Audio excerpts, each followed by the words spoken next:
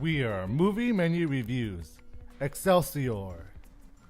On today's menu, we'll be reviewing Widows and Fantastic Beasts, The Crimes of Grindelwald.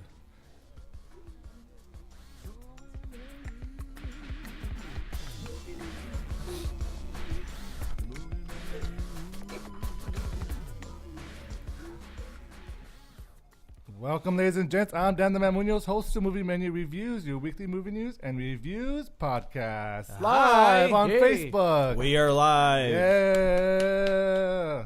Yes. And joining us today is a special guest, Heather McLane. Hi. Thanks for having me, you guys. Thank you for being here. As also a nerdy Harry Potter fan like myself. Glad that you could be here. Yeah, your Disney and Harry Potter properties. That's what you come on. I accept. I like that. Yeah, cred's doubled. Cred's double or double cred? Yeah, it's up to her. Someone who can speak is my co-host, McLane. He can finally speak. Well, that's arguable. He I guess. can't speak. Much arguable. I got my voice back. I just still can't speak. So yeah, That's so true. As someone who's still figuring out his crimes is my co-host at Panelist Z. Hey guys, nice to be back. It's been a good vacation. Yeah, he was convicted of a crime. Yes. Yeah. He was gone. He was sent gone to for 2 weeks. Azkaban. Yeah. They Like cut out his vacation, wink, wink. Yeah. they cut out his tongue, but I grew it right back. Yeah, I don't know. Yeah. Serpent tongue for whatever reason. Yeah. No and reason then whatsoever. you never talk again. And then never once talk again. Yeah. Except now I'm on the show, so Yeah. I'm back. Damn it. I mean, welcome back. Thanks, Dan. Welcome back. Thanks. Okay, so we do have some movie news to get into. Let's go ahead and talk about the major news of the week. Unfortunately, our icon, Marvel legend Stan Lee passed away at the age of 95 earlier this week. I know he influenced a lot in my life, and I'm sure he did the same for you guys there, and also I'm sure for the listeners. Do you guys want to talk about a property or your favorite Stan Lee memory? I ran into Stanley. Oh, really? Yeah. This was 10 years back ago. And I watched him at an interview in Santa Monica, and I was like, "Oh, Stan Lee is so cool!" And I was like, I wanted to get an autograph from him, but I was too scared, so I didn't go and get an autograph for him. So I went back to get my car. And lo and behold, I literally run into Stan Lee. You crashed into him? Yeah, I crashed into him in the garage, and we bumped in, and his agent was there, and I was like, Stan Lee, and he's like, I am, and I was like, I love your work, and he's like, I like your taste, and as far as a man who had this brilliance in his eye of like a twinkle, right? He just had so much inspiration, and he was such a lovely guy that I had nothing to sign his autograph, so I get whatever I have in my pocket, which is a $1 bill, and I get him to sign that, and he's like, I think this is illegal, and I'm like, it doesn't matter, it's Stanley, they'll make an exception, and so I got the autograph from him, and he was such a nice dude, and I think just overall he was just standing next to him, you felt just awesome. There are celebrities that people are like, man, this person will never understand or never know how much he influenced my life. No, Stan Lee is the type of person, he knew what he was doing. He knew how much influence he had, and that how much he made the world a better place. And he loved his fans for that. Oh, for sure. One thing that I read was Stan's greatest cameo was the small part he played in All Our Lives, that quote. Oh, I saw that. And heartbreaking. But it's so heartbreaking, but it's so true because he really the man had a way of, and I read a lot of comic books growing up, so we didn't have the MCU back in the day. But just the way that he wrote, you knew when you were reading a Stan Lee book. And that's just you definitely knew. Yeah. There's this great documentary called With Great Power. I'll definitely recommend checking that out to get a lot get a lot of insight in Stan Lee's life and his work, and it's very well done. Yeah, recommend that. Is there a property that stands out to you the most? For me, Spider-Man, obviously. Yeah, I was gonna say Spider-Man was an easy one, but also X-Men. Yeah, was a very powerful one. Yeah, X-Men. Yeah, I was addicted to the X-Men animated series as a kid. Okay. So. Yeah, I would read the comics. The comics. Yeah. And I would collect the comic cards. Super nerdy. Yeah, totally. The hologram cards. Well, and I remember those were special. The hologram cards. Yeah, those are my favorite. When we were in middle school, everyone was collecting those because they were just so like awesomely drawn. And I forget who I used to have binders full of them. I think I still do. Yeah. For me, it was Daredevil. I thought Daredevil was such an interesting, and now like I didn't read the Stan Lee stuff, but I read Frank Miller's run on Daredevil, and it's what they're basing the current TV show on, and it was just so which wouldn't be possible without Stan Lee, right? None of that would have been possible, and I think Stan Lee really signed off on a lot of the work that Frank Miller had done because it just the character is such a powerful force, and it's so brilliant because for me. I didn't get drawn to Deadpool until I read Daredevil, and there was like a joke in one of the comic books where they were like, "Is this Deadpool?" Like they mistook him for Deadpool, and I was like, "Oh, who's this Deadpool guy?" And then I started reading Deadpool. So Daredevil wouldn't have been there had it not been that. Yeah, Heather, do you have a character? I have to say probably Spider-Man, just because it was my first introduction into the Marvel universe. Because I think my dad was a DC guy. Yeah. Like I grew up on Superman and I don't know, some Batman stuff, but I never read comic books. I never was really introduced into the world of comic book heroes much until the Spider-Man movies with what's his face, Tobey Maguire. Yeah. Like those, and I loved them, and it was just I don't know, I was just that right age where I was like, wow, this is amazing. So that was my first real like falling in love with the Marvel universe, and then I'm wondering how many. I've heard rumors that Stan Lee recorded a lot of cameos. He did do 3 cameos. So they're going to be able to put him in movies in the future. Yeah, which it was just going to be like a soft spot every time show it. Now, funny enough, Spider-Man, he didn't have his own comic when he first came out. Stan Lee, because it was a Spider-Man, and they told Stan Lee, people hate spiders. You can't make a comic book character about spiders. He introduced him very shadily, him in Amazing Fantasy number 15, which was the last issue of that. It was a failing comic. And he's just like, well, what else do I have to lose? Well, his wife had told him, right? Yeah, and his wife passed away just recently too. But his wife told him like, just do what you want to do, and then he introduced Spider-Man in there, and that was the thing. That was what launched the revolution. Yeah, that issue sold so much because of Spider-Man. Well, and I think the memory that. We have a lot to thank for Stan Lee because a lot of what he wrote, especially in the very early days, wasn't about these superheroes. It was about these superheroes and their relationships. He focused a lot heavily on relationships. And he also made them fallible. He made them like actual people. Right. And you wouldn't have, because you wouldn't have the media you have right now. We wouldn't have Fantastic Beasts. We wouldn't have Widows. We wouldn't have any of that because most of the films back in those days were focused mainly on shoot 'em up. Like they were more the hero was like, genres. Yeah.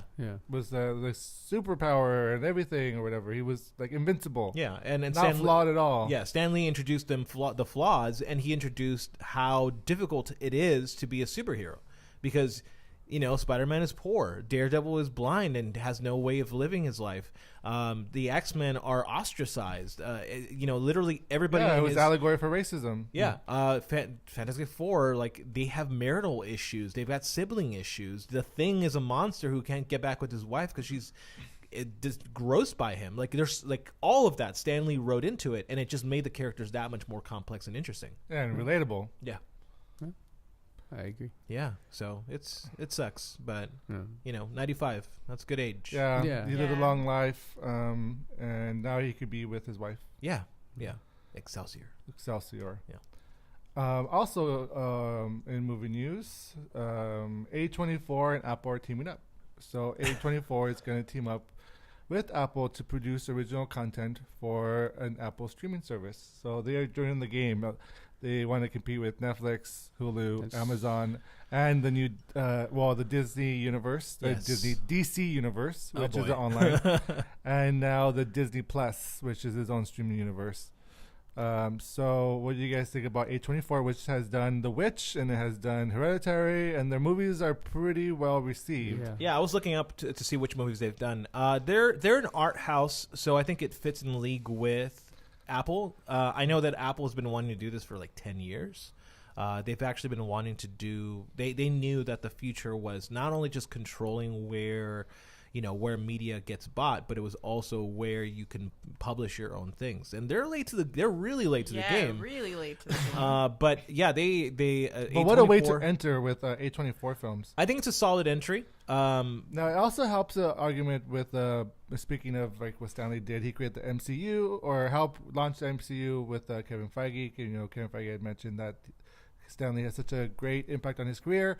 So with this blockbuster films of all the Marvel MCUs, the DC movies, independent films have been falling to the wayside, as people would say. Yes. Now here's an audience that people can go see these independent films at home. Yeah, but iTunes has already owned that properties. Like not original content that was specifically definitely not original content, but they've definitely had the ownership over independent film, especially releases, because when a film gets indie released, they'll also do direct downloads. They'll do VOD as well. That's what I mean. Yeah, so they've been doing that. So it's smart of them to capitalize on that and go like, "Hey, A24, remember us? We're the ones who've been trying to help you out all these years. Give us a shot." Now, this is them teaming up. Apple did not buy A24. It doesn't own A24. They're just teaming up together to create these original movies for, that possibly wouldn't get a wide release or that much theater views.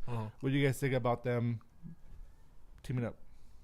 I think it's great. Yeah, I think it's smart. It's gonna. I think A24 already has a good reputation with a lot of the films, as you've mentioned. The Witcher. Can you imagine Apple getting an Oscar? That'd be great. Do you think they're going to be able to compete though? I mean, Netflix is taking off, and I feel like they really own the market right now. Well, they have a subscription policy though, and this is different. I think if they continue to produce as great work as they're doing, I feel like they're already getting a lot of recognition with, like, Hereditary was great this year. The Witch was a very popular film. They've done a lot. They did Lady Bird, Disaster Artist, The Ballad, The Vanishing of Sydney Hall, which is all these different movies. Yeah. So I feel like it will compete really well. Yeah, I think this is what's going to happen. I think that they're going to see whether or not this works. If it works, they're going to buy out A24, and then they're going to do Apple Music, but they're going to do Apple Videos. And then they're going to start doing subscription-based similar to Netflix, and that's going to be their future. Is they're going to try their best to do subscription-based. But also, like Netflix, what they're hitting it is with TV shows. They're not killing original content in movies. Movies, no. Their films are not doing as great as they would have liked. I mean, there's a few here and there, but for the majority, it's all crap. Yeah. Their TV shows, they're killing it, but the movies are not. And this is the way that Apple could get in and get quality movies in their services. Yeah, their next step is going to be for TV shows, guaranteed. Yeah, because they need it. They need to have the content, and the best way of producing content that people want to subscribe to are really good TV shows. And clearly, they've done a really good. I mean, Amazon, for example, right? Amazon is not that, but they've done a really good job of being able to be one, a marketplace, and two, a streaming location now. Well, it's up and coming, Amazon. Yeah. Okay, so let's move on to the movie reviews.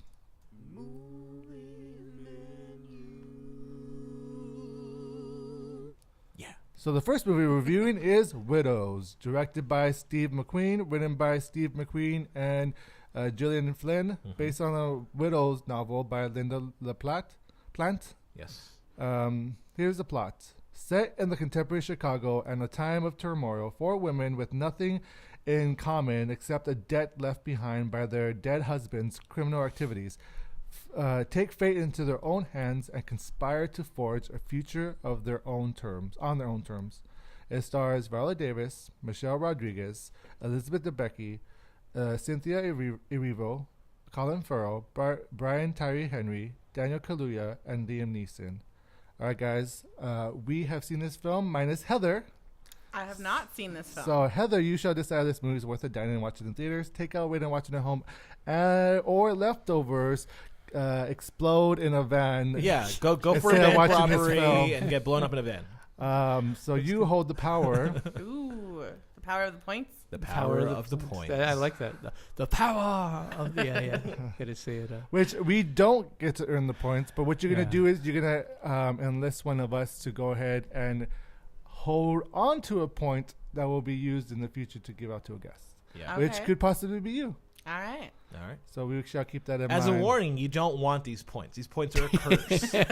which is why we have we've not allowed us to get points anymore. We've stopped. Oh, you've not allowed yourselves to have them, or you're getting rid of them so you don't have to deal with it. Exactly. That's it. Yeah. Once you get the points. After 15 or 14 seasons of trying to come up with segments for the points, it's like let's not do this anymore. So it sounds benevolent, but really it's selfish. Yeah, incredibly. Yeah. Got it. Yeah. Got it. That's literally the title of my book. That's why we kept giving the points to Dan. No, I'm just kidding. We did, yeah. No wonder he kept winning. Yeah, because they didn't want it. I'm just kidding. Dan's just that good. Yeah. No, I'm just that power hungry. Yeah. So on that note, guys, rate this film. Z, you go first. So I don't know if this was one of my most anticipated films, but when I saw the trailer to it, and the line of like, no one's gonna think we're gonna do this because they don't think we have the balls for this. I was like, sign me up. And then I saw who was directing, Steve McQueen, and I was like, hell yeah, Steve McQueen. He's done a lot of great movies, and that's the writer for this film. He did Shame. I think he did 12 Years a Slave. 12 Years a Slave. That was his last film. He also did Hunger, which is brilliant. Yeah. And then I saw the writer of this movie. It's both him and Gillian Flynn, who did Gone Girl. What else had she done? She did Sharp Objects, Gone Girl, and a whole bunch of other really mystery TV shows and books. She's a novelist. And I was like, hell yeah. And when I walked out of this theater, I was like, hell yeah. Okay. This was a great movie. There are problems. Without a doubt, there are problems in this film. But you know what? It doesn't matter because you believe in these women. And in a time in which we're talking about who can lead a movie, it's 3 women. And they're all different races, and it's a brilliant film. Oh, sorry, 4 women. Mike?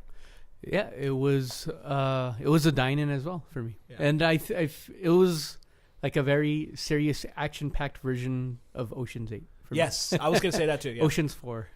So, but it was I enjoyed this very much, and I feel like there was an amazing job as far as suspense and just how the film continues to build and how you continue to see the bond of all the characters is really enjoyable. Yeah.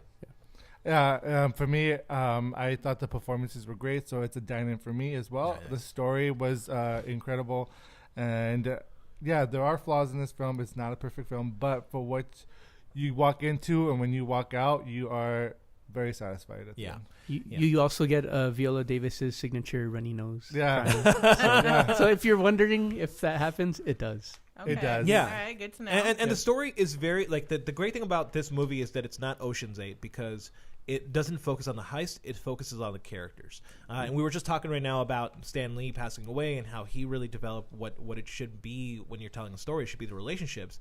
And this movie, so it begins with this, like, really passionate, hot make-out session between Viola Davis and Liam Neeson. They're married. And you're like, what am I watching? And all of a sudden you hear gunshots. And it just cuts right to the heist that leads this whole situation. And you see all of the husbands or husbands and boyfriends, because they're not all married, get killed. And that sets everything off. They're grieving. They show the grieving process. And then... I think they're all married. They're...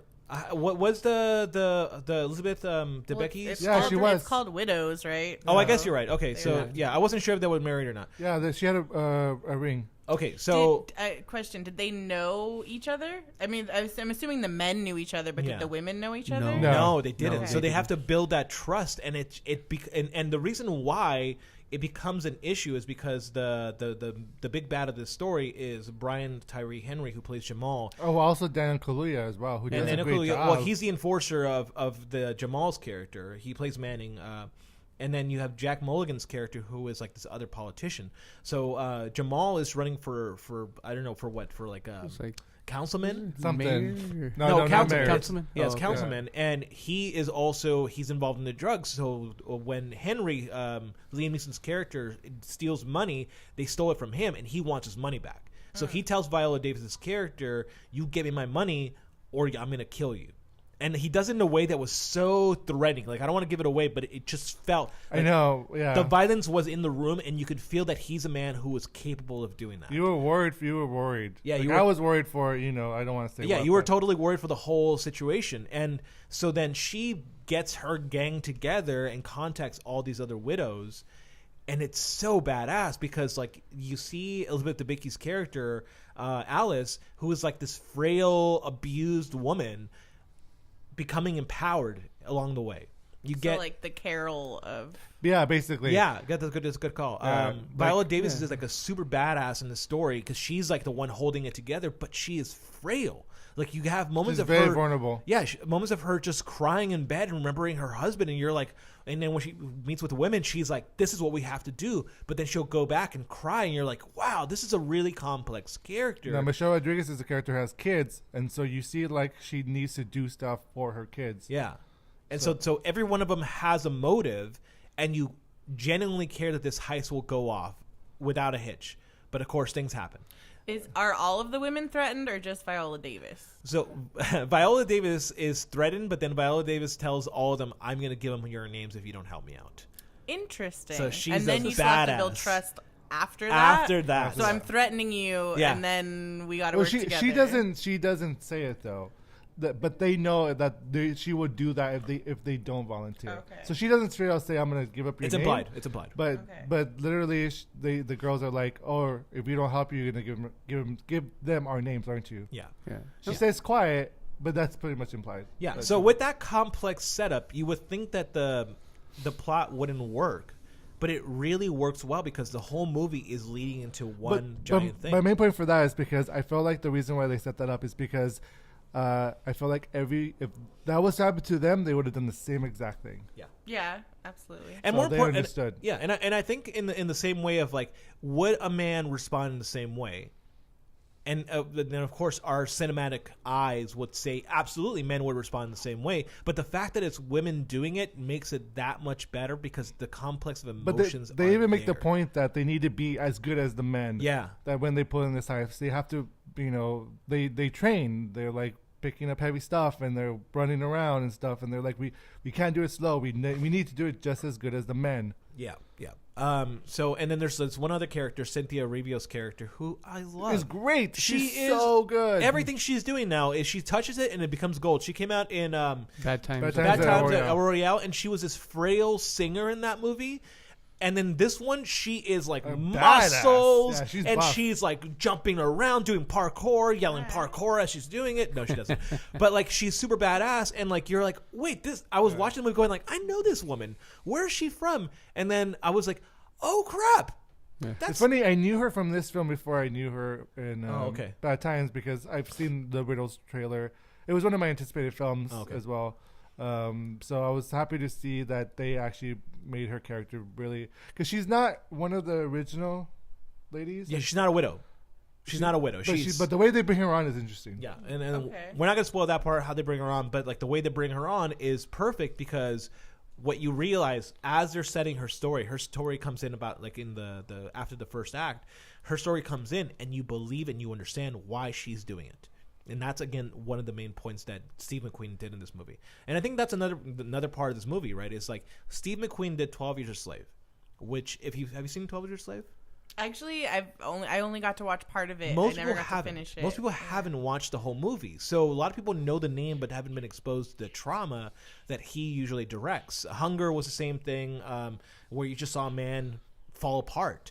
Shame was another movie, again, a man falling apart. So this movie is out of his wheelhouse. Right, he does drama. He's now doing action, and it feels right because he's so careful in the way that he. The drama is still there. Oh, it's still there. Wrong. Yeah, it's just more heightened now. The now. basic plot sounds very dramatic. There's a lot of turmoil and conflict, which sets up a good story. Yeah, it sounds like right. And in the same way that like it's directed really well. It's directed with an eye of consciousness. And let me use a word here. It's very woke. There is meaning behind the frame. There's a moment in which you see Colin Farrell's character do like this huge, speech, and he goes from like a really poor neighborhood to a really rich neighborhood. It's all in one shot, which was great. And it's a commentary on like with a white savior coming into a poor neighborhood and then going back to live in his white mansion. It's done so well. Again, the women in this story have the reason why, it's obviously called Widows, but the reason why it's so empowering is because it's these women who relied on their husbands and then find their feet without men in their lives. But it's also interesting because like Viola Davis, who's African American, she's the one who's rich. So it's a great way that they go ahead and do the duality of the other characters who are poor and then Viola Davis who has been rich. And the way they do the commentary of Viola Davis is the one that comes up with or she is able to find the plot for her husband.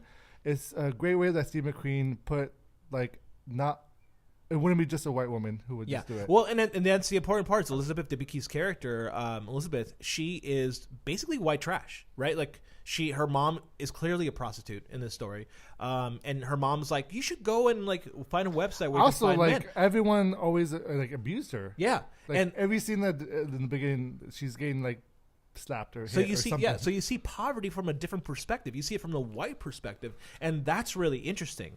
You get to see also from Cynthia Rivio's character her family in shackles because they're trying to be these independent women who own their own business but shackled by the crime and the environment. Like this movie has social comment. This movie's going to be written about for years to come, even though it's an action movie. Like it's an action movie, but it has so much more context that you can just like even the moment where the politician Colin Farrell's character gets in the car, he's like glad handing everybody, going like, yeah, vote for me, and then the reporter comes up and accuses them of something, and he's like, no, I'm denying, I'm here for the poor, I'm here for the poor. He gets into the car with this woman who is like his assistant, and he like starts to break down, and she yells at him and belittles him and tells him, what do you want to do? You want to be a pussy. You want to pussy out? Is that what you want to be? And then he's like, no.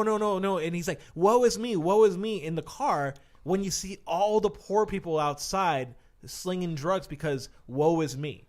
And it's like him in his rich car then going to his White House and just being like, no, you're right. I just have to man up. Well, and his father is played by Robert Duvall, who is very old money, but he was a politician for many years, and he is just racist as fuck. Oh yeah, in this film. Oh, totally. Yeah. And you could tell like Colin Farrell does not like. There's that crazy duality with Colin Farrell's character as well because he doesn't want to become his father. He does kind of want to help, but he also has his own interest in mind as well. Yeah, and I read that Colin Farrell and Robert Duvall's scenes were all improv. Really? Yeah, so they were those, and you can actually feel it because it's like there's a moment where they're arguing about a wall painting, and it's like an old man bickering with his son going like, it's just wallpaper. No, it's $1 million portrait. It's wallpaper. Like it just feels nasty like you would expect a dad to do to him. So it's really good. My final note is Hans Zimmer did the soundtrack for this movie. Oh, wow. And you can tell. It's great. It's such a good listen to. They also played Nina Simone, Wild as a Wind, which is a great, great song. It's one of my favorite songs ever played. So if you ever heard that song, download it. It's great. All right. So Mike? What are the you guys mentioned there's some problems. I mean, it sounds like we're all positive, but what are the downsides? I felt like the editing was off. Oh, interesting. Okay. So what I liked about it is that it doesn't placate the audience. Like it you have to follow it. It expects you to follow. It expects you to follow it. Yeah. It doesn't play dumb for you as an audience member. Like you really have to stay in it to understand what's going on. But it's very fast paced. Yeah. Like Z mentioned, the opening is they're making out, and then it cuts to gunshots, and then it cuts back to them making out, and so it's a lot of moments like that where it's fast paced, and then there will be the very slow moments. Yeah, and then fast paced, and then very slow moments. And sometimes I felt like a scene that was fast paced could have been slow paced better, and it probably would have read better. Yeah, because sometimes it was a little jarring at times. Like there was a moment I'm trying to remember, like I don't know, I can't even think of the moment, but yeah, like it could have used the slower moments in times. Yeah, really like how they slowly fed to the audience Viola Davis's backstory, where you don't get it all the whole thing. You don't get it all in the beginning. You get the aftermath, and and it was so empowering. That moment too was really and just her, not only her but with Liam Neeson's character as well, and their marriage, and just the troubles within their marriage, and their how deep their love was for each other, but then also how they were both suffering. Yeah, and it was very well done. I think that's a key point too. Like, they were both really suffering. Yeah. One problem I had was all the men in this story. Okay, yes, I know we're talking about women empowerment, but the men in this movie kind of they're useless. They're really dumb. But I think that was the point. So I think one drawback of the story is like Kaluuya's character, for example. His character is Manning. He really just comes in and he's the enforcer. Again, the purpose of his role is not to give him debt or anything like that, but he just comes in to be the enforcer. And he's actually there to stir shit up. And I think he did he did a great job. I'm just saying, like, as far as the character development, there was no any development there. And so I thought that was a little right. It's like Kaluuya is such a great actor. We've seen him do Kaluuya. He's done Black Panther, Get Out, which was brilliant. So Black Mirror. That's right, Black Mirror. So he didn't really get a whole lot to work with in this movie, but I just felt like I feel like his character, it would be against his character if he did get some type of redeeming factor. Well, there was a moment where, and I don't want to spoil it, but there's a moment where he's driving away in a car and he's like smiling to himself. And I thought, that's really telling of his character. And I was like, I wanted to know more. The other character that I thought was really weirdly shoehorned, but I appreciated because it really depicted grief. There's a moment where Michelle Rodriguez goes over to a person's house.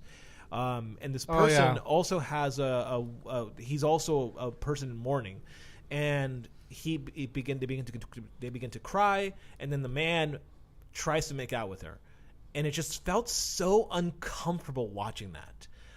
But at the same time, I was like, can I forgive that scene because it's talking about grief? Well, not only that, it's like she's also because she looks over at him to see if he's, and then she's like, it's very subtly she looks over at him. So it's like part of the plan. I think she was trying to, because she gave her motive. Oh, you think that was a? Yeah, I think it was that's a plan. Planned. Okay. All right, I wasn't really sure, but that just felt a little bit like there. The other part for me is, it's slightly predictable. But that's okay. That's my issue, is that it is predictable. I knew what was going to happen at the end, but it's okay because you're in it for the ride. So that's probably my other biggest drawback, is that it is predictable, but it doesn't matter because you enjoy yourself the entire time.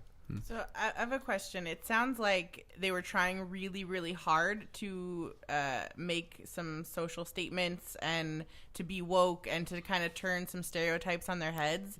Do you think it's a little too on the nose, or it kind of hits you over the head with it? Because it sounds like the men were really dumb and no, I felt like they did a great job with it. Yeah, and I would say that, like, I was reading this article on, was it Sicario, Day of the Soldier? Is that the one? Day of the Soldado? The most recent one? Uh-huh. The most recent one, and how that one, the politics wears it on its sleeves. Like, it just really is depicting it. There's another one that I forgot they described as well, but the politics are right there, right in front of them.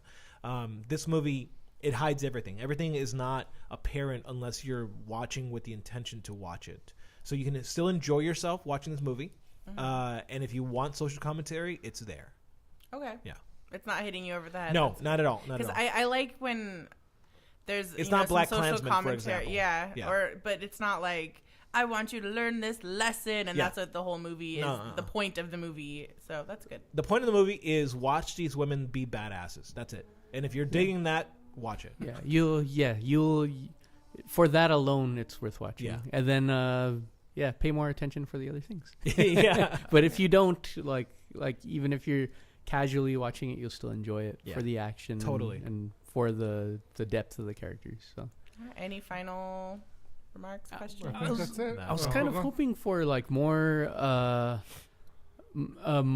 action sequences with Daniel Kaluuya, especially towards the third act of the film. Yeah. I felt there wasn't enough of that. That's what I mean. Like he just seemed like a flat character. Yeah, I mean, not in terms of his character, but in terms of just how that part of it resolves. Yeah. But without giving too much away, which I probably already have. He does have a menacing. He has a menacing stare. Yeah, like there's a moment where Jack Mulligan is in the other councilman's his which chamber. Is in the trailer. Yeah, it's in the trailer, and he's just staring him down like, I'm gonna fucking kill you. Like just that look that he's giving him, and you're like, yeah, this guy's gonna kill. Like he's gonna kill people. He's a pretty menacing character. Yeah, and you don't need any more of like. I think that you know exactly who he is and how dangerous he is, and then you see how bad he can get. Which I find interesting because Daniel Kaluuya, if you look at him as a person, just as a person, he's not threatening at all. Oh, no, not at all. Yeah. But in this film, I feel like they really did a great job making him. I mean, in Get Out, he was really charming. So, like, yeah, clearly he can, like, but in this movie, the way, and that has more to do with the structure of the camera. Like, the camera is looking at him, I think, from, like, upwards down, and he's also, like, his head is downward, so he's staring right at him.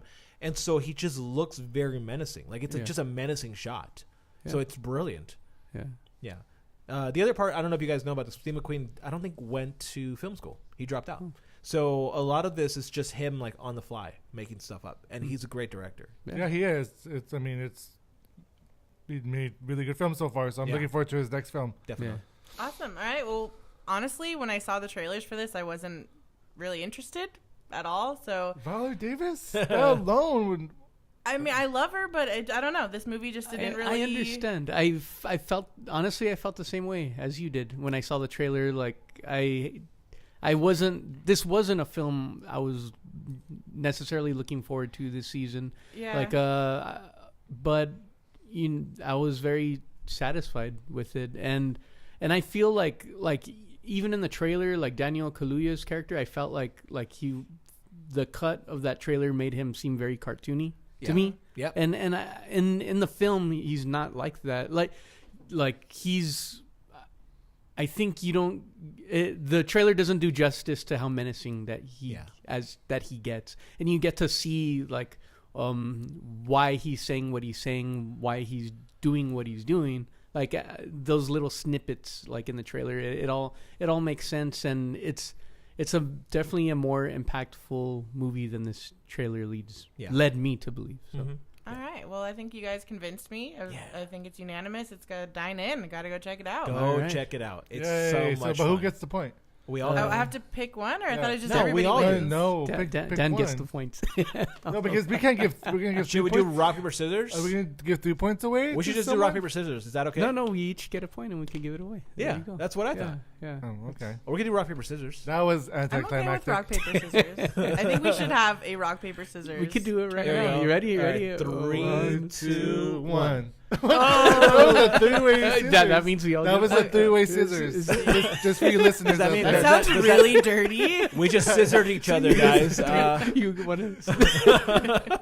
Okay, ready? Right, here you go. 1, 2, 3. Dang it. That's amazing. I don't know what that I don't think any of you get a point. So for the listeners, you all Z got scissors, yes. I picked paper, and then Mike picked rock. So we all cancel each other. That's our yeah. I win. There you go. Heather gets the point. Win by default. That's funny. Okay, so thank you, Heather, for hosting. So we're gonna go ahead and move on to the next movie review.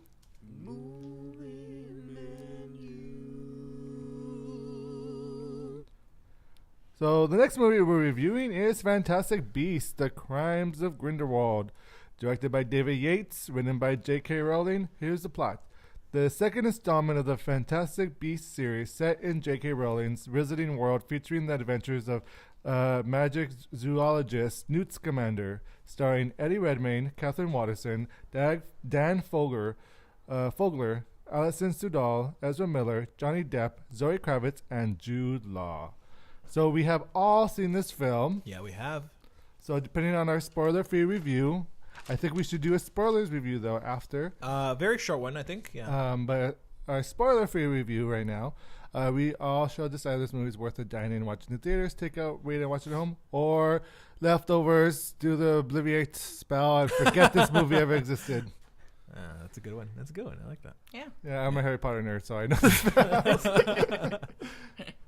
Since Obliviate takes out the bad memories. Yes. So for Mike, who's looking blank over there, we've done that repeatedly on you. Which is mentioned in the movie. Which was like about me for 2 hours. Yeah.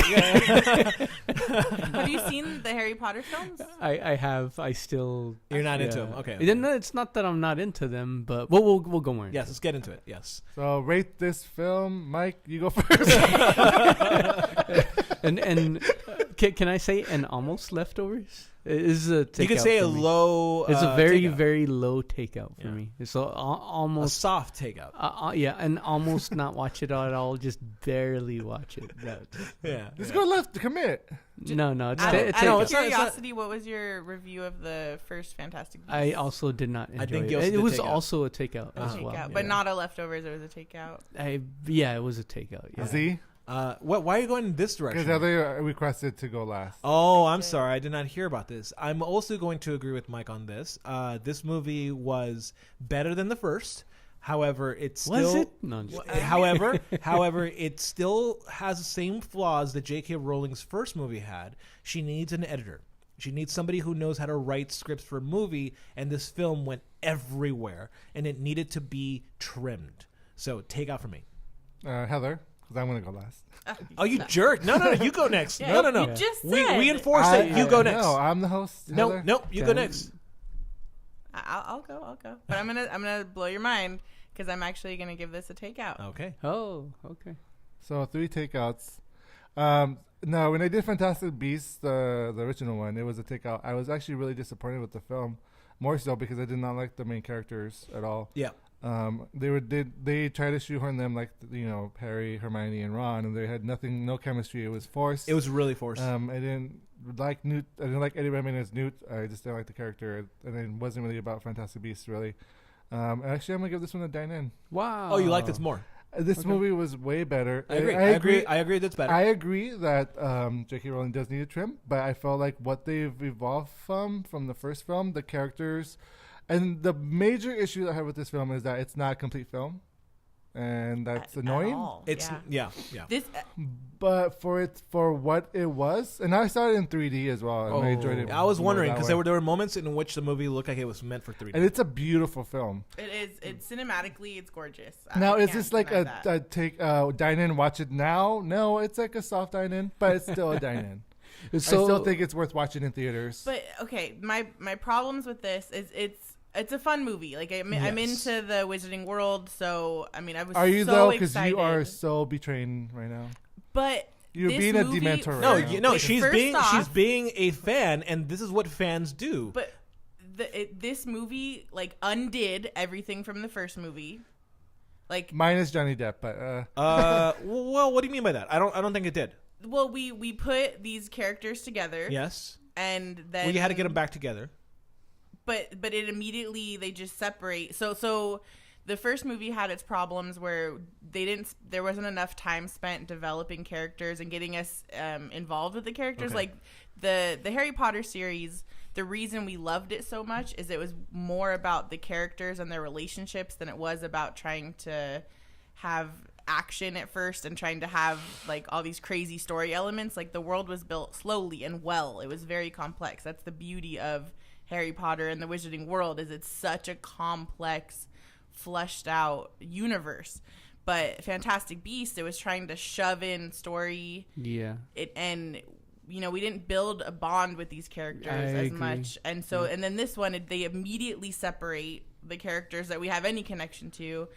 And I feel worried talking about it as a spoiler, but we know Ezra Miller's in the movie. Yes, that is. So yeah, I mean, you find this out at the very beginning. It's like the first thing they talk about because that's the whole point of this movie is that, like in the first movie, he dies. He doesn't die. Spoiler. Actually, no, I rewatched it. He doesn't, in fact, die. It just appears like he dies, but there is a sliver of whatever it is that he actually walks away from it. Well, but they make you feel think, like we all watched it before and it's like, oh, he's dead. That sucks. Yeah. And then he's not. So they just, I feel like this whole movie was like immediately undoing everything we did. All the relationships we built are undone. Yeah. And then, and I'm really sad about Bunty because I really, really, really wanted to know more about her and her relationship with Newt Scamander. That Bunty was the one who was in the zoo. The zoo, yeah. Yeah. Okay, yeah, me too. Which was our very limited amount of time with any Fantastic Beast in this movie.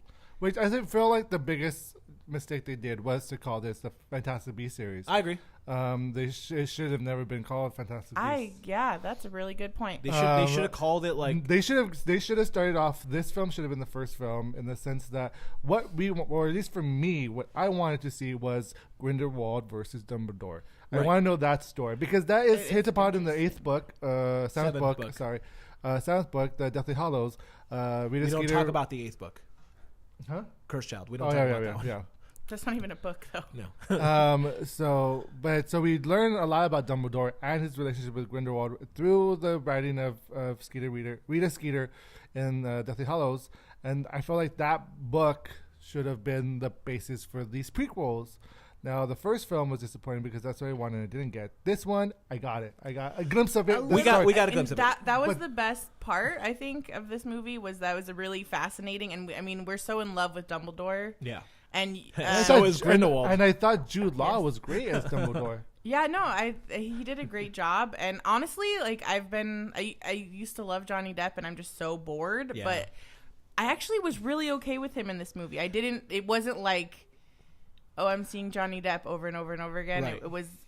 I was okay with him. We don't excuse his behaviors, though. That's the part that really, for me, was kind of like a difficult moment. Was like, I still don't like him as a person because he hit his wife, and that was hard for me to disconnect while watching the movie. However, you're right; he plays a really good villain. Yeah, he did a good job. Yeah. Though I still would have preferred Colin Farrell.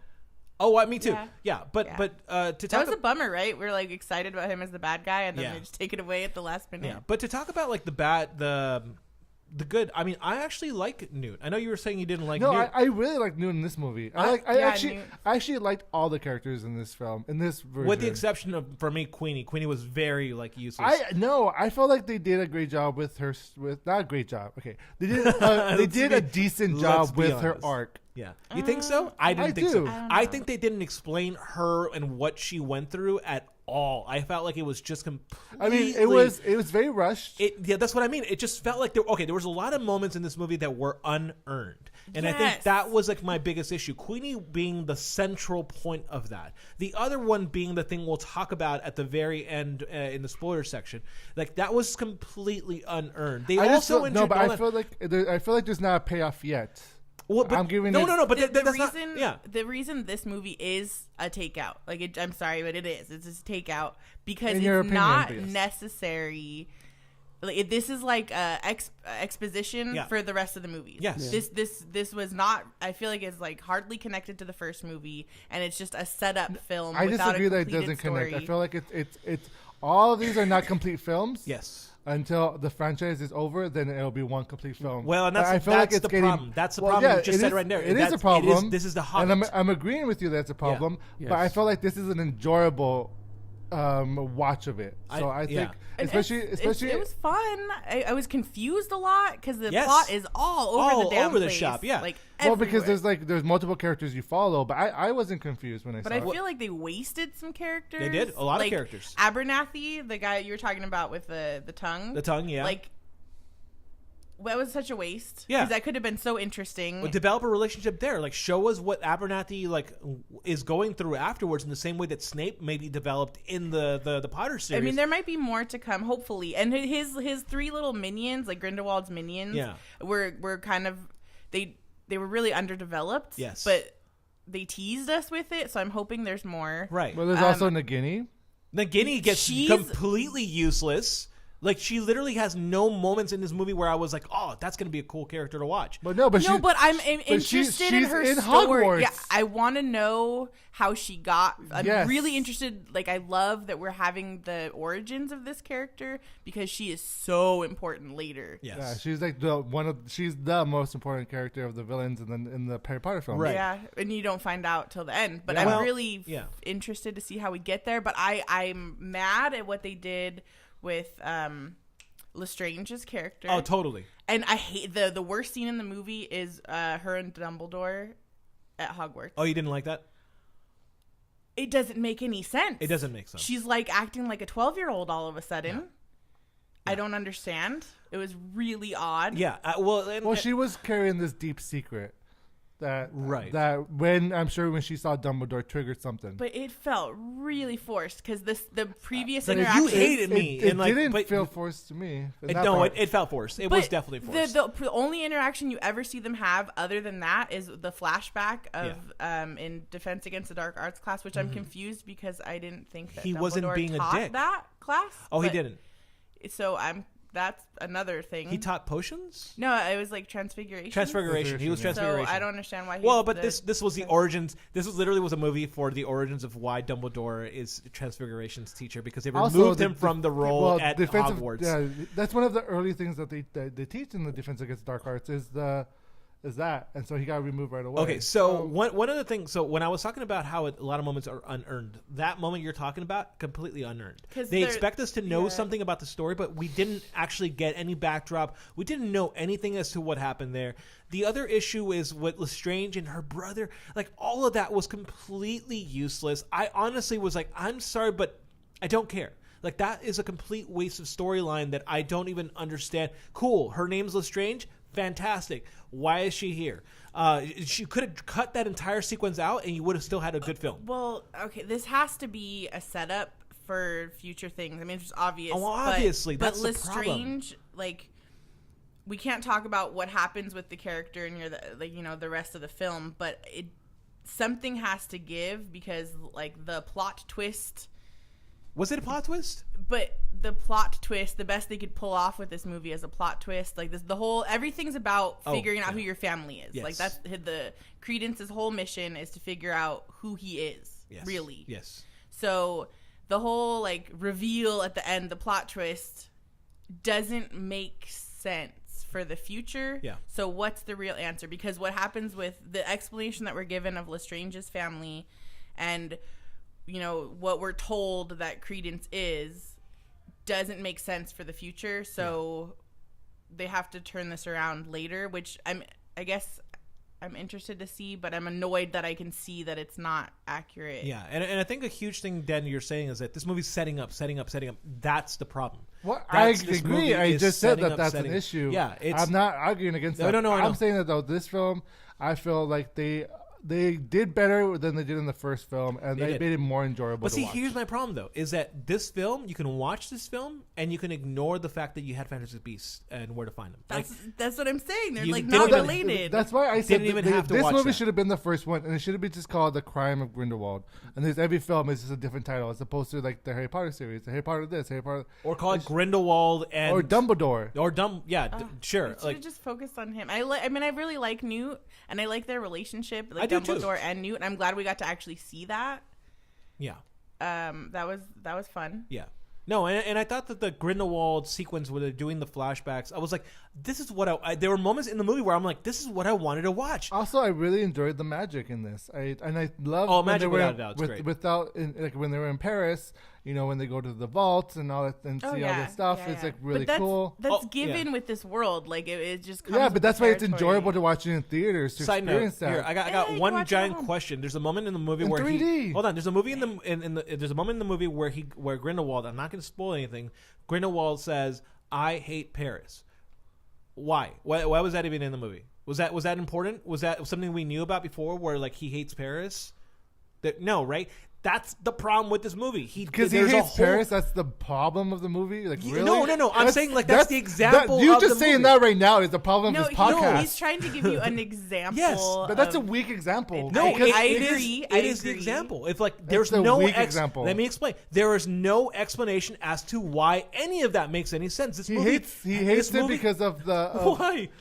Because of everyone who's there, there's like issues. No. You're filling things in your own head. It's not filling. That's the problem with this movie. This movie tries to expect you to understand what's happening on screen and doesn't give you explanations. They explain everything else, but they don't explain to you motives. In the same way that Widows explains to you motives as to why these women are doing certain things, this movie doesn't give me any reasons as to why Grindelwald is doing any of this stuff. I don't understand why.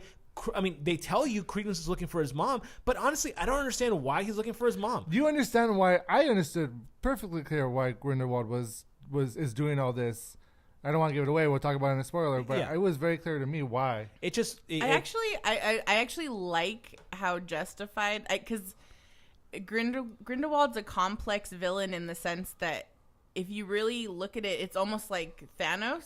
Yeah. He has a reason. Yes. He's actually, in his mind, he's trying to save people. Yes.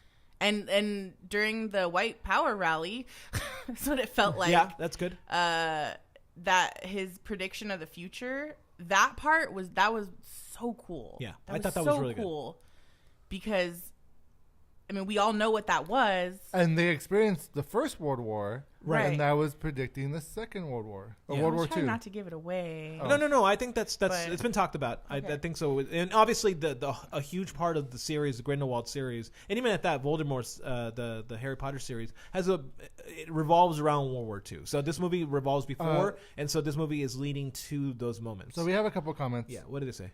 We have Michael Hills. Yes. Hi, Michael. Hi, Michael. Michael. I read his comment. He says that it's the Empire Strikes Back of the Fantastic franchise. Disagree. He says mental health problems are not easy to explain. What are you talking about? Is he talking about Newt's? I'm sure you understand that reference. But hold on. It was like a season finale of a TV show. Yes, it was. It obviously feels like not a complete film. That's a better description of what this is. And hashtag Grindelwald did nothing wrong. Grindelwald killed a baby, so you're wrong about that. He Charles didn't. Manson style, he got someone else to do it. Yeah. Manson. Yeah, exactly. Well, he didn't actually kill the baby. He looked at the baby. But I feel like that was like, if it was really Grindelwald, I feel like he would have actually done it. Yeah, he would have done it. Yeah, he's really a nice guy. He's not doing anything. He's a charming dude, is what he is. Yeah. Did we see him do anything awful except for the very first scene? But it was him just trying to escape, right? Yes. It was a little brutal, I guess, and he also punched the kid. Long. I was like, why is this scene taking so long? In the original, he also punches the kid in the face. Escapes are not easy. No, this movie sucked. But no. But his escape happened, and then he stayed there. Like he could have escaped just fine. Yeah. But he came back to like have this whole scene that we had to watch. Right. Also, he grew a beard in 6 months. That was impressive. Right. That's how long he was in the American Yakuza jail. They said you've had him for 6 months. How long does your beard take, Dan? I don't know. I've never shaved it. So. Six weeks. No, I wish. Tell us how long your beard takes to. Anybody in the audience, please tell us how long it takes for you to grow your beard. I think it depends on I think Johnny Depp he struggles with his beard. Also, prison makes your beard grow faster. Just magic. Also magic, yeah. Oh, magic. That makes sense. Yeah. That's why Dumbledore has such a long beard in the movies, because it gives him more power. The longer the beard, the more power you have. Yeah. Understood. Mm-hmm. Yeah. Any final thoughts? It felt like there was two movies in one, and I wonder how this film would have worked just without Newt Scamander at all. And there's still like enough of a plot line there to just go on its own, or with Newt Scamander only. And if they would have devoted one or the other, I'm sorry, go ahead. Oh no, keep going. Yeah, I think I felt like Newt Scamander finding his animals was like this huge tangent of the film, and mixed in with just a jumble of this whole other storyline with like Grindelwald and Dumbledore, which like I kind of, it was a mix. Like I was kind of like there halfway, and the other half I was like, what the hell's going on? Like I don't care about any of these characters. Then it ended. So. I really liked Newt, and I like that we got to see a little bit more character development with like his brother. Yeah, and I'm really sad that we didn't see more development with Bunty. Like I said, it was just like his little assistant, and she's obviously in love with him. It was like one scene, two scenes. Yeah. And it felt wasted. I'm hoping that we get a little more from that. Like, what is their relationship? It seemed like Where'd such she come from? I don't know. I mean, I'm Newt and Tina forever. Seemed like such a they're gonna get married, so that's obvious. Seemed like such a small character. That maybe they should have put a bigger role for her. Yeah. For his assistant. I don't get what the point of her was. Just to show that he's not alone. I agree with you. Someone who to take over for him while he's on his adventures. I agree with you. But he takes his animals with him in his case. Not all of them. Not all of them. Yeah, that's his home. That was his home. Yeah, that's true. Yeah. My final words are this: I need Gillian Flynn to jump in and help out with J.K. Rowling. I know that J.K. Rowling produces these films, which means that she's got a lot of power when it comes to the scripts, so she can actually great power comes great responsibility. Well, in this case, she needs to be able to say, "I need help," because she's a great book writer, and I've been rereading the Harry Potter books. I don't know if it's my final thoughts, dude. Exactly, and I'm let me finish. Wait, hold on. I don't think it's just J.K. Rowling's fault. I think David Yates shouldn't be directing the next film either. Oh no, I think David Yates is a great director, but I think that he's literally just in awe of her. And I think that's an issue. No, because he's already directed like 4 or 5 Harry Potter films. I feel like they need a new, they need a new Alfonso Cuarón to come in and revive the franchise. Sure, I agree with that.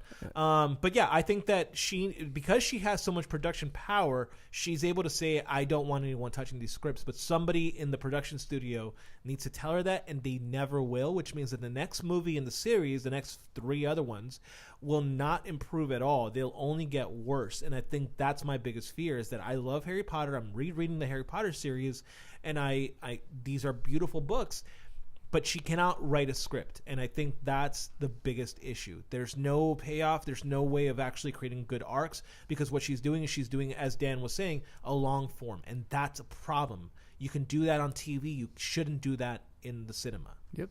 So are these like it's like a mini series? Yeah, almost, that's exactly what it is. Then it should have. That's exactly what this should have been. Yeah, but I know she's very good at world building. So the reason I'm still in this is I'm You're waiting for the payoff. I'm waiting for the payoff. Yeah, absolutely. Like I said, this film was it feels like just a setup. Like it was like a exposition, but I am in it. But that's why I said take out, because I don't feel like it's necessary to go watch this in the theaters. And I've got one final point. That was her final thought, and now you're interrupting her. And no. Well, no, that wasn't her final. Was that your final thought? I don't know. Okay. No. One final point as to like Newt Scamander and his character. Newt Scamander is supposed to be the Harry Potter of the series, but equating Harry Potter to Newt Scamander and saying that, and I think maybe this is what Michael was talking about, in that like he's presented as this spectrum-y type of individual. That's a terrible equation, and I think that's a huge central problem with the story, is that they show him as somebody who's dealing with a mental illness, but they're doing it from a perspective of, oh, he's a child and he's trying to figure out the world in the same way that Harry Potter did. I think that's a huge issue as well, and I think someone's going to have to really watch these movies again and really analyze it as to what her perspective on mental illness, especially in this case, means. Yeah. I don't think this film works as a standalone film. No, I don't think so. And I think you need so much Harry Potter backstory just to follow along with what's happening. And maybe little kids will enjoy it for like the special effects of the Fantastic Beasts themselves, which are the magic, which is, I mean, it's fun to watch and the special effects are great. But I feel like it was just very. I think they could have, if they developed more of Newt Scamander's character and pulled the audience, if they would have just had us care more about Newt Scamander, I think this could have worked. But the one strange thing was I felt like Newt Scamander as a child was easier to, like, he seemed more wise than Newt Scamander as an adult. So I felt like he kind of like went backwards. Like as a little kid, when you see Eddie Redmayne's character with Zoe Kravitz's character, you see the development going on. I felt like that could have been the heart of this film if it was more well developed, and I think they need to keep it way more focused. Eliminate, like, just try to stop shoving in all these like billion subplots and just keep it focused on one plot that long enough for people to care about what's happening, care about the characters. Yeah, I think that would have made me enjoy this a lot more. That's interesting you say that, because I felt like they developed a lot better in this film than they did in the last one, especially with his relationship with Tina and their romance per se. And also his conflicts with Lestrange's character, Lita Lestrange. Yeah, I think that that's wasn't needed. much more. Actually, I was interested with that. Yeah. Like, what was their relationship? Yeah, and I feel like that was way more complex. And how'd she end up with the brother anyway? And she was obviously in love with with him, Newt. with Newt. Yeah, and that's just a way more complex storyline, and that's way more interesting than what we got. Than Newt Scamander talking about salamander eyes or whatever. That's meaningless. This is totally meaningless. That whole relationship between the two characters, it's kind of like as awkward as like Neo and Trinity making out in The Matrix Part 2. So.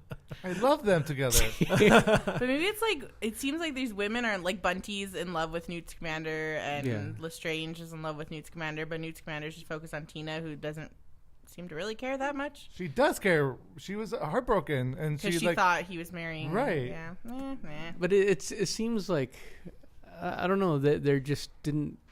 I didn't feel the history in it. I mean, of course, we see that in the first Fantastic Beasts. Yeah, I didn't feel it in Fantastic Beasts, but I felt like the payoff for that relationship paid off in this film for me. I'm looking forward to the next film where I'll find another payoff. I would love to see them go on a date and see how awkward that is, because that would make for a better movie. Right, which I'm sure will happen. That is the issue with this film. I agree. My final thoughts is I agree that this issue is that it does not feel like a standalone film. It feels like it's a continuation of something else. You're gonna want more, and they don't give too much away, or they give too much away. Depends on how you see it. But I felt like it was very enjoyable in the movie theater. I saw it in 3D, and I thought the special effects were great. It was fun. I thought that the character developments were a lot better in this film than they were in the last, and I think you should go watch it in theaters. That's my thoughts. I disagree. I disagree with you all. I think it's fun and worth watching, and it's a beautiful movie, and the magic is really well done. But it's not necessary to watch it in theater. Don't waste your money. Wait till it comes out. Or if you have the AMC A-list like I do, watch it 3 times. Sure. If you have the budget to do it, go ahead. Yes. All right, so thank you, Heather. I guess you guys get the points. Yeah, Heather gets the point. So I got 2 points? No, I'm going to give you my point too. Yeah, you could have my point as well. There you go. So you got I'm 4 not giving points. you my points. You get me points. You get I got one point for widows. Yeah. Oh, I thought I got that point. Yeah, you did. Okay, never mind. You guys all failed at rock paper scissors. We did. That was great. Yeah. Thank you so much, Heather, for being on the show. Always glad to have you here, except when you're disagreeing with me. Thanks for having me, as always, you guys. I love being here. Thank you, Mike, even though you're a bastard. Thank you. You're welcome. Glorious bastard. And thank you, Z, for being such an asshole. You're welcome. Hey, I'm back, so you know what? I had to bring it back with force. Yes, you did. Now, a forceful asshole, in fact. So, and I'm Dan the Man Muñoz, other asshole here. And make sure to follow us on social media, on Facebook, Instagram, Twitter, YouTube, or go to our website, moviemenupodcast.com. Heather, is there anything you'd like to promote at the moment? I'm sure there is. There is. So our theater company, Eastside Theater Works, we're gearing up for our holiday show, our holiday spectacular, which is going to be a series of small shows. I don't know how to describe it. It's a night of short plays. Thank you. Surrounding the holiday season. Yeah, so if you want to come lift your holiday spirit, get in the holiday mood, we're going to be opening December. It's only one weekend, so 14th, 15th, 16th of December. At 7 p.m. in the Belvedere Park Social Hall. Completely free. You can check us out at etwla.com, but definitely come say hi. It's going to be a short night, but it's going to be a lot of fun, and the kids, as always, are absolutely adorable. So worth it. These are original plays, so you only get to watch it this one weekend, and then you never see it again because these plays are from the company itself. Yeah, and actually, it was a company member playwrights, which is it's our first time doing original work from our company members. So this is a really great experience. I'm excited. Heather's acting in a couple of them. I'm directing a couple of them, and I wrote a piece as well. Absolutely, yeah. All right, so come check it out, guys. We look forward to seeing you. Thank you, guys. Until next time, goodbye. Bye. Now, welcome back to our Movie Menu podcast, where we're going to go ahead and talk about spoilers for Fantastic Beasts: The Crimes of Grindelwald. Yeah, we haven't done spoilers in a while. I'm kind of happy. Joining us, who with the spoiler section, is the same people you saw in the regular section. Yep. Mike, Stan, those assholes. We haven't Stan, changed. Z, and Heather McLane. Z kind of has these Top Gun glasses now. I do have Top Gun glasses on, which I wish. Well, we got to take a photo and put it on Instagram. Top Gun glasses. Yeah. I mean, we could do that afterwards, Dan. Hold your phone. Oh no! It's on. You're hearing it on the podcast now, and you'll get to see it. You should see it. Yeah. Yeah. All right. So we're here. Oh damn! I can't even see anything. Yeah. So we just took a selfie. Well, we'll post that. We'll post that on something. Okay. So we're here to talk about spoilers. So should we dive into what happens at the end of the Crimes of Grindelwald? Yes. All right, skip Heather. right to the end. So Heather, what happens is that Credence is actually Dumbledore, Aurelius Dumbledore. Yes. No. No. You're saying no. I no. You think it's complete bullshit?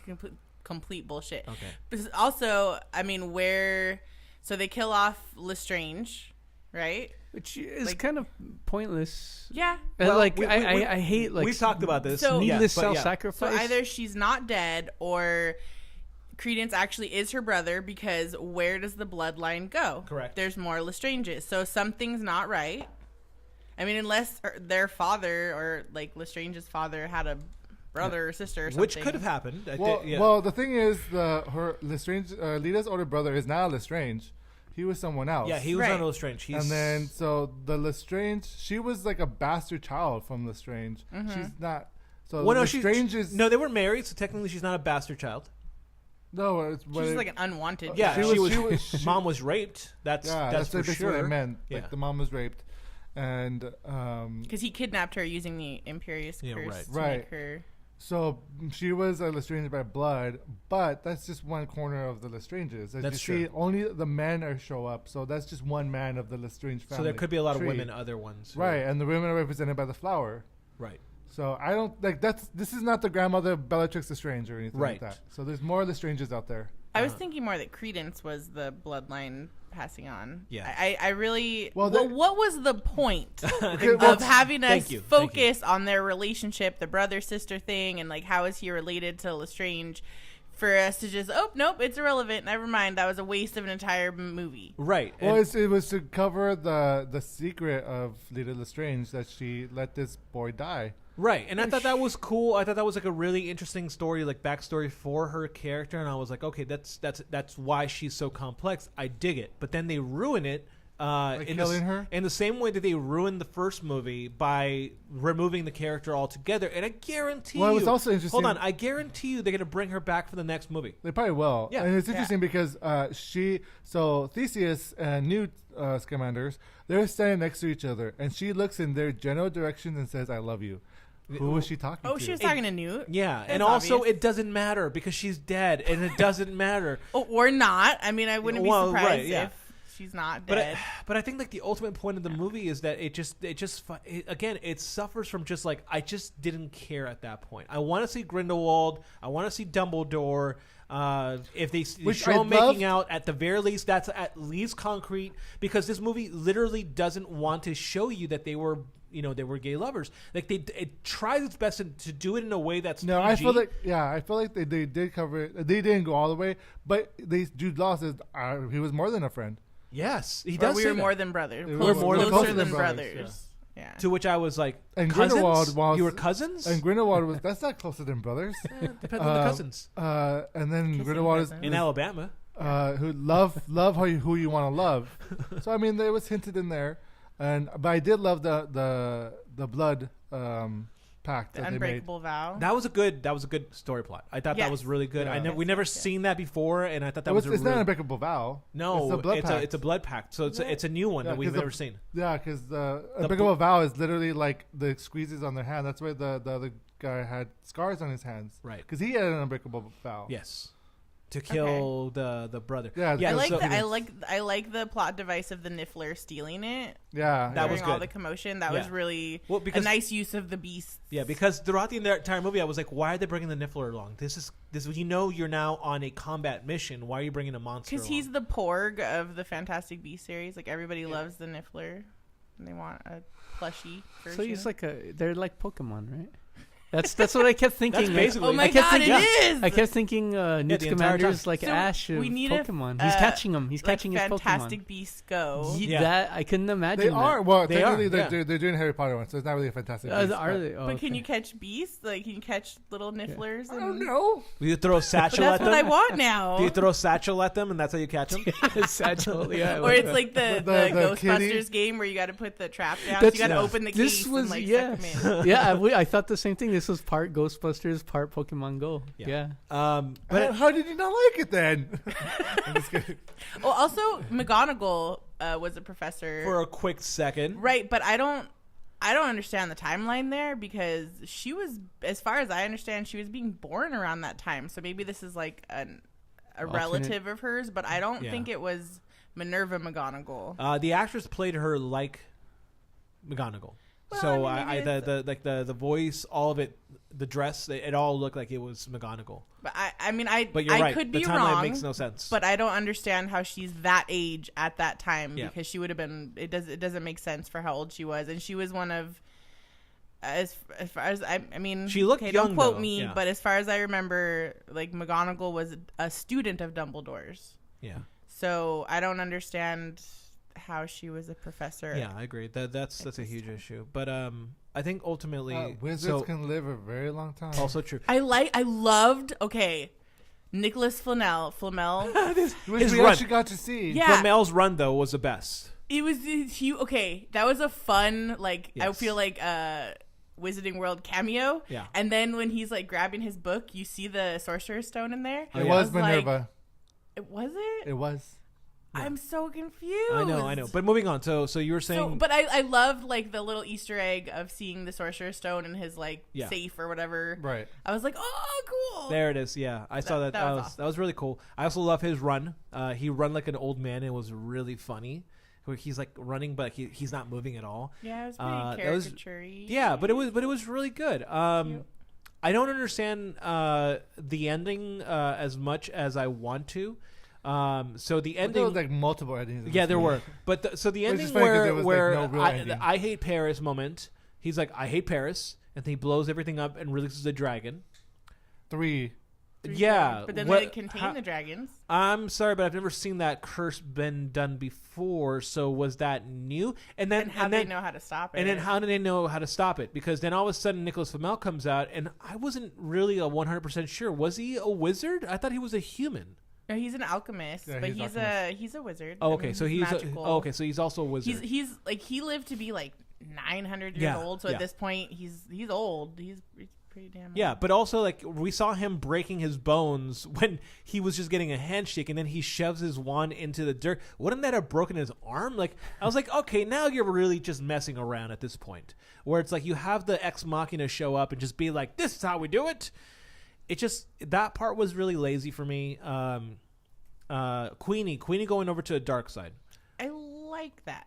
I like that too. I liked it too. But the setup to that was it. But that's the problem. The setup for me, I like Queenie going over because at least that creates that conflict between sisters. But like at the same time, it's like I feel like that made Queenie much more interesting than she originally was because I did not like Queenie in the first one. She was actually my least favorite in the first one, and for her to go to the dark side actually made her more interesting, especially because Grindelwald used her to find out what Credence was thinking. Yeah. So she's a tool now to help Grindelwald in the future, which I'm like, oh, she's even more interesting now. She becomes Emma Frost. Yeah. Yeah. So I guess she was valuable, and I really enjoy that he is a Charles Manson. That's a really good reference, Mike, because he's very good at convincing people. Yeah. And Voldemort was more of a my way or the highway. Yeah, like he used force and terror, and this guy Grindelwald's fascinating because he's right. He gets you on. Yeah. I mean, he's right. That's the issue. And you were really right about calling him a Thanos character because he is right. Humans are horrible, but at the same time, what he's doing is atrocious. So there's a moment in the movie where I was like, damn. Yeah, the moment where he showcases the World War II like future, and you're like, wow, yeah, you're right. Humans need to be dominated. Like, we suck. Yeah, that was a great speech, honestly. Yeah, that was a really good moment. And did it get you walking to the dark side? No, but I loved the fact that it had a legitimate argument, that a reason. Like, I understand why these people could follow him, right? Because Voldemort, it's like, what's wrong with you? This guy's obviously just evil incarnate. Like, why? Right, he's got no nose. Like, you're just being a pussy and following him because you're scared for your life because he's gonna kill you because he's just awful. Yeah. No, I agree, and I think the way that what was the actor again? Johnny Depp plays him. I forget. I honestly don't care about him. You're like wiping him from your memory? Seriously. Obliviating him from my memory. But yeah, I just felt like the way that he sold that character was really well done. I'm not sold 100% on the eye thing, but that's just me on the whole purpose of like, why would you do that? I was thinking about that today. He didn't have an eye issue in the original Harry Potter ones, but okay, whatever. So then you get to that scene, and then what happens afterwards? Right, you figure out that the blood pact was a thing, and then you get to Dumbledore's reveal. Well, the blood pact was a reveal too. It was, yeah. Because everyone's like, well, why Dumbledore doesn't just go and fight him? Okay, but did you know that was going to be the case? I really had a feeling. I had a feeling all along the entire time. I was like, that necklace, they're pointing it way too obvious. Like, the camera's way too on it. Yeah, something's on it, yeah. But there's a reason why Dumbledore could... Like, he said in the very beginning... At first I was like, it's love. No, but that wouldn't... Dumbledore's reasonable, and he doesn't let emotions necessarily dictate his actions. Do you not see the mirror of his... yeah, that was really good. But here's the other. But here's the other. Erised. But my other problem is this: they had a blood pact, but then when I forget the brother's name, when Dumbledore's brother attacked after Aberforth. When Aberforth attacked Grindelwald, it said in the books that they had a fight between all three of them, but Dumbledore wouldn't have been able to fight against Grindelwald because of the blood pact. Well, they've set up that we're gonna try to break it. Because now that Dumbledore had, like the Niffler stole the... No, but back in the day, like when his sister was killed, they said that they were all fighting together, and the Dumbledore and Grindelwald were fighting with the brother Aberforth, and then one of the spells kills their sister. But Dumbledore would never have been able to fight against Grindelwald because of the blood pact. So then, obviously, that part of the story in the books makes no sense whatsoever. No, Dumbledore killed her. Okay, is that what's the case? Yeah, because the whole reason of this, why, and Grindelwald knows this, because of that probably, is that only another Dumbledore can kill another Dumbledore. I'm sorry, what now? Where's that? Where's that? Well, and how did Snape kill him? Yeah, well, I'm sorry. Where did you bring that one from? That's what it is. If you read it, I've never heard of that, and I've read the Harry Potter books repeatedly. Well, yeah, it's not in Harry Potter's book, but it's in the View. I read it somewhere. Okay, well, I think it's bullshit, but okay, whatever. The point is, that makes no sense. That kind of like eliminates I think it's because of the actual blood pact right now. I mean, that would make sense, but I'm just saying, like, that's maybe Dumbledore tried to do the killing curse. It bounced off of Grindelwald and killed his sister. That's the only thing that makes sense to me right now. But why would Dumbledore do that? He's smarter than that. Okay. And then you get the reveal that he is this Credence is his other Dumbledore. What's the name of it? Aurelius? Aurelius. Which, again, is entirely unearned 100%. Like, there was no indications whatsoever that he was a Dumbledore. So it's just lazy. Okay, can you read it for us since you pulled it up? Yeah, so... At his base in Austria, Grindelwald reveals Credence's identity to him, and he claims he is Aurelius Dumbledore, Albus's brother, and is indeed the only person who can kill him. Okay, no, but that only means because he's equally as powerful as Dumbledore. Not that Dumbledore can kill Dumbledore. Yeah, because they say that Dumbledore is the only one that can kill Grindelwald because he's the only wizard as powerful as he is. Yeah. And so I think it would work the other way as well. And he can't kill Dumbledore. Like, so he had to find somebody Grindelwald else. can't kill Dumbledore. He needs because of the blood pact. a weapon, right? But now that the blood pact's going to be destroyed, Grindelwald can fight Dumbledore again. So which has to happen because Credence is useless because Dumbledore has to get the Elder Wand. Right, but I'm saying Credence is still useless because now Dumbledore. I mean, honestly, like, this whole thing is stupid. So okay, so he Grindelwald's maybe this is where it's going because I really don't believe that he actually is his brother. Uh-huh. Now, Dumbledore was trying to get Credence because he actually wanted to help him and keep him away from Grindelwald. But I think Grindelwald's trying to give him Credence some ammunition of why he needs to hate. Like, why would he care about Dumbledore or not? So now he's gave him a reason to hate him. He's pointing a weapon at the person he needs the most to get killed. Right. So you got to give him the ammunition to even want to do it because you're getting him on your side. Yeah. You told him the truth, quote unquote. Now you got to get him to hate your enemy. So sure, let's make him your brother, and your brother, quote unquote, is trying to kill you. Right. So you need to kill him first. Yeah. I think that's what it is. I guess, but at the same time, it's like, couldn't Grindelwald have destroyed the blood pact and just gone after Dumbledore anyways? I feel like he's a little more emotionally attached to the blood pact than Dumbledore. Maybe it's that. Okay. Because he's actually physically holding on to that blood pact. That's true. That is true. He cherishes it. Yeah. How did he end up with it and not Dumbledore? Okay, that's fair. Yeah. I don't know. Anyways, it just seemed lazy. Stuff to ponder. Yeah. Yeah. Well, I look forward to the next one now. I wasn't looking forward to this one, but I'm looking forward to the next one to see where it goes. Yeah. Maybe it's because I was so looking forward to this one, I was disappointed. Right. Well, I wasn't looking forward to this, and I was also disappointed. So. All right, on that note, thank you guys so much. So we still ready to take out, wait and watch it at home. Yes. So I say dine in, watch it in theaters. So thank you, Heather, for our spoiler review of Fantastic Beasts and Where to Find Them. Thank you, Mike. Thank you, Z. Again, I'm Dan the Man. Make sure to check out our website, moviemoneypodcast.com. You could listen to us wherever podcasts are sold, on iTunes, Stitcher, or SoundCloud, or wherever you listen to podcasts. Also, check out etwla.com. That's etwla.com. It's a ASAP Theater Works theater company that Heather and myself are part of, and we have a holiday show coming up December 14th, 15th, and 16th. Thank you, guys. Goodbye. 2, 3, 4. Skilly booty, skilly skilly booty, movie menu, movie menu, the movie menu, movie menu, movie menu.